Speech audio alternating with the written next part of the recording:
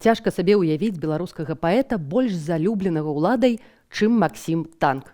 Сябра ЦК, старшыня Вярхоўнага Савета БССР, герой сацыялістычнай працы. Пра чалавека пры жыцці пісалі кнігі, выдавалі паштоўкі з партрэтамі. Але гэта ж не адразу. З вамі Наста Суханосік у перадачы «Смаленне Віпрука». Сёння пра Максіма Танка. Як так атрымалася, што рэвалюцыянер і палітзэк стаў рэспектабельным чыноўнікам? А можа, так і не стаў? Урэшце, дзе Максім Танк, а дзе Яўген Скурко? Жывы чалавек, якога мы ведаем па псеўданіме.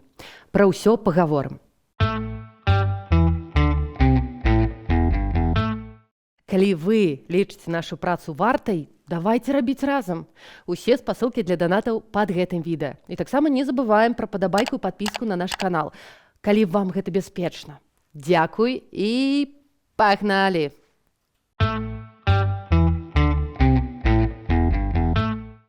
Са злосці. Вось як сам паэт тлумачыў, чаму ў юнацкія гады пачаў пісаць вершы. Але давайце ад пачатку. Яўген Скурко нарадзіўся 17 верасня 1912 года ў вёсцы Пількаўшчына на гістарычнай Віленшчыне. Дата нараджэння 17 верасня нібы запраграмавала яго далейшае жыццё. Сям'я мела 60 дзесяцін зямлі. Не бедныя. Але хлопец пайшоў у рэвалюцыйны рух, бо ён беларус, а тагачасная Польша для беларусаў не тое, каб рай на зямлі. Вучыўся ў радашковіцкай гімназіі. Там зацікавіўся паэзіяй і камунізмам. На гэтым фота ён, дарэчы, побач з выкладчыкам малявання Язэпам Драздовічам. Пра тое пакаленне хлопцаў і дзяўчат заходняй Беларусі я ўжо казала ў серыі пра Алексея Карпюка. Гляньце. Вось вам фрагмент верша ранняга Яўгена Скурко 1930 году. Рэвалюцыйны? Так. Камуністычны? Ну, не ведаю. Глядзіце ў будучыню смела. Настаў доўгачаканы час пад сцягам бел-чырвона-белым чакае перамога нас. Няхай жа меч пагоні зяе. Гартуйма нашу еднасць моц. Вядзі нас, воля прасвятая, да новай славы, новых сонц. Такога Танка ў школе мы не чыталі. І нашы бацькі таксама. Дарэчы, а адкуль псеўданім? Максім нібы ад горкага. Окей. А Танк? Паэт узгадываў, што ўсе фларыстычныя псеўданімы былі разабраныя. Колас, Чабор, Васілёк. А хацелася чагосьці, жалезнага. Таму Танк. Ужо пад старасць, калі паэт бачыў свае кніжкі ў крамах, смяяўся. Вось і ржавее яшчэ адзін танк. З 19 год ён у рэвалюцыйным дзвіжы. Некалькі год правёў у турме на Лукішках у Вільні. Вось фрагмент яго верша «Пад вастрожнай сцяной» 1935 год. Пра тое, як бабулька прынесла сыну хлеб у турму. Мокры снег і галалёдзіца, як зашклёны тратуар. Гнуцца дрэвы перадрогшыя, вее сіверам у твар. Што бабулька слёзы выцерла? Вам не плакаць маладым. Пэўна, вочы яе слабыя, залятае снег ці дым. На жаль, актуальна і ў сённяшняй Беларусі. Дарэчы, калі хочаце выпуск пра беларускую турэмную літаратуру, пішыце, зробім. Ніякага ВНУ Танк так і не скончыў, але віленскае жыццё 30-х гатовы універсітэт. У БССР ужо ўсё забаронена, а тут, калі ласка. На фота 30-х мы бачым яго з Луцкевічам, Шырмам, Богдановічам, Арсеньевай. Усе яшчэ жывыя. Усе разам. Дарэчы, Наталі Арсеньевай ён, кажуць, дапамог, калі тую саслалі ў Казахстан у 40-м годзе. Танк шмат каму дапамог. Пра гэта пазней. У паэзію Максім Танк уварваўся са зборнікам «На этапах» у 36-м годзе. Так, гэта рэвалюцыйная рамантыка, але тут жа лірыка. Усюды снег, клыхаліся цені ліхтароў, нямала зор апала ў нарач, лісці каштанаў, ну і так далей. Далей зборнікі «Журавінавы цвет» пад мачтай. Хлопцы заўважылі і ўжо тады пісалі: «Ого, гэта нешта новае, зусім не купала з коласам». Магчыма, сакрэт не толькі ў таленце, але і ў тым, што Танк цікавіўся польскай літаратурай, бачыў еўрапейскія трэнды. Не менш цікавая і ягоная проза таго часу. Лісткі календара. Гэта дзённік паэта з 35 па 39 год. І гэта лепшае апісанне Вільні 30-х гадоў па-беларуску. Але выйшлі дзённікі толькі ў 70-м годзе. Крытыкі дагэтуль гадаюць, колькі там сапраўднага тэксту, колькі дапісана пазней, а колькі з'ела цэнзура. Танк нішчыў тэксты, якія не ішлі ў друк. Ён нібы указвае на гэта ў прадмове. Лісткі майго календара ўвесь час перагортвае і шматае навальнічны вецер. Некаторыя з іх я сам вырываю і нішчу. Цяжка па такім календары жыць. Яшчэ цяжэй будзе некалі аднавіць мінулае, а па ініцыялах і клічках уваскрэсіць сапраўдныя імёны многіх маіх сяброў. Наогул, танк па жыцці, у якіх бы прэзідыумах не сядзеў, так і застаўся падпольшчыкам. Прафесійна ў чалавеку памірае апошнім. Так ён з энтузіязмам сустрэў 39-й год. Увайшоў у бамон савецкіх пісьменнікаў. Дарэчы, адным з апошніх бачыў Купалу перад гібелю ў Маскве.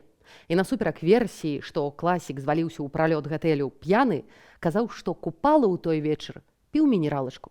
Але пра гэта ў нас была асобная серыя. Сам танк не піў, што вельмі дзіўна для той генерацыі літаратараў. Была нават хохма. Маўляў, калі той адплываў на лодцы вудзіць рыбу, то жонка глядзела з берагу ў бінокль, каб яшчэ і не курыў. А жонка Максіма, Любоў Андрэевна, таксама падпольшчыца з КПЗБ. Яны знаёмыя з 30-х і пражылі разам 56 год. Танк, безумоўна, любіў дзяўчат, але сям'я для яго была абсалютам. Калі жонка памерла, урну з яе прахам ён захоўваў дома. Калі і ён спачыў, іх пахавалі побач. У вайну танк працаваў у франтавых выданнях. Пісаў пра тое, што трэба. Пафасна і гераічна. У тую вайну партызаны забілі ягоную сястру, якая заставалася на занятай немцамі тэрыторыі. Не застрэлілі, а засеклі сякерамі. Паэт пра гэта не ведаў, ён жа на фронце. Як не дзіўна, адзін з яго вершаў, які мы вучылі ў школе «Родная мова», быў напісаны ў 43-м годзе. Не пра Сталіна, а пра мову. З легендаў і казак былых пакаленняў, з калосся цяжкога жытоў і пшаніц, з узор'яў і сонечных цёплых праменняў, з грыбучага ззяння бурлівых крыніц, з птушынага шчэбету, шуму дубровы, і з горы, і з радасці, і з усяго таго, што лягло назаўсёды ў аснову святыні народа, бяссмерця яго. Ты выткана, дзіўная родная мова. Танк мегаэпічны. Ад паэмы «Нарач» да гравюраў з карыны. Ён піша пра вялікае. Каліноўскі, Францішак Багушевіч, Мікалай Дворнікаў. Адзін з вершаў у яго так і называецца «Акамянелыя волаты».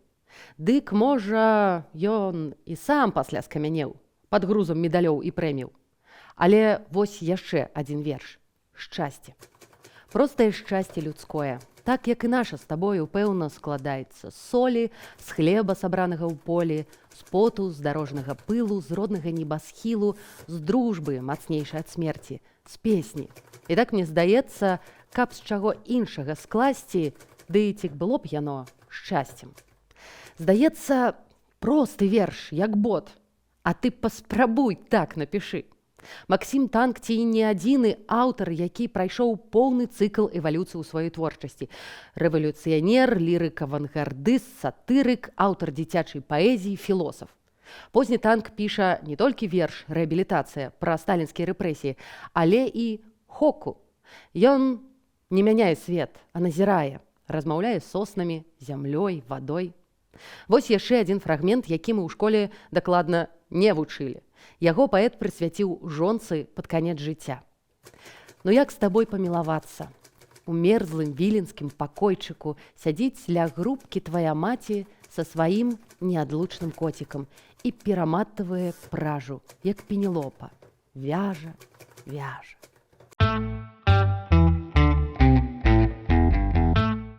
Пра танка шмат баек. У сталінскія часы яго жонка сушыла сухары, бо кожную ноч чакалі арышту. Машына сапраўды прыязджала, але паэта везлі не ў турму, а да шэфа МГБ Цанавы гуляць у більярд. Сам жа Танк любіў прэферанс. З сябрамі-пісьменнікамі мог гуляць нон-стоп цэлымі днямі. На грошы. Жонка жартавала: «Кідай паэзію, зарабляй картамі». Танк любіў паляванне, рыбалку, падарожжы. У кожнай краіне ішоў на рынак і казаў, што акурат на рынках можна зразумець, як жыве народ. Цікавая гісторыя была ў Канадзе ў 60-х. Танка запрасілі на застолле да беларусаў-эмігрантаў. Падыходзіць мужык і кажа: «Яўген Іванович, памятаеце мяне? У 1937 годзе вы мусілі прыйсці на явачную кватэру ў Вільні. У мяне было даручэнне вас застрэліць, а вы не прыйшлі. Дык давайте вып'ем за ваше здароўе». На дзіва, будучы старшынём Вярхоўнага Савета, Танк саромеўся не толькі медалёў, але і службовага аўто. Для жонкі выклікаў таксі, а да сына ў войска ездзіў цягніком. Дома стаяў з подачак, салам і цыбуляй. Хадзіў па хаце, жаваў. А яшчэ народны паэт і старшыня ВС БССР плёў кошыкі. Не з лазы, а з сасновага карэння бацька навучыў. Такія кошыкі вельмі шчыльныя, хоць ты ваду насі. Можна падумаць, што гэта змягчэнне вобразу савецкага паэта.